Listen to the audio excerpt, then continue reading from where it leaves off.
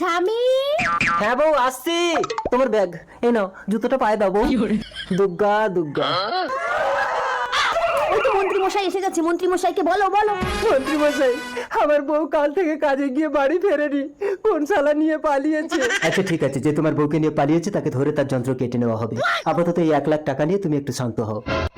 মন্ত্রী মশাই, আপনি 1 লাখ টাকা দিয়ে আমার বউয়ের দাম দিতে চাইছেন? লোকে আমার প্রতিবেশী দাদাটার বউ নিয়ে পালিয়েছে, আর মন্ত্রী এসে টাকা দিয়ে সান্ত্বনা দিচ্ছে। এর মানেটা কি? আমরা মন্ত্রীর বিরুদ্ধে বিক্ষোভ করব, আমরা পথে নামবো। একটা টাকা নেই ঘরে, এই ব্যাগে তো অনেক টাকা আছে, নেব? একটা নোট বার করে নিলে কেউ জানতে পারবে না।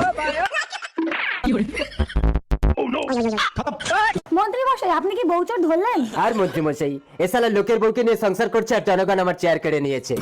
টাকাগুলো আমি খরচা করে ফেলেছি। স্যার আপনার 1 লাখ টাকাটা যদি আমি দেই? তাহলে ওর বউকে তুই নিয়ে যা। তাহলে আমি এতদিন জনগণের সঙ্গে বিদ্রোহ করে কি পেলাম? এই তো বাচ্চা।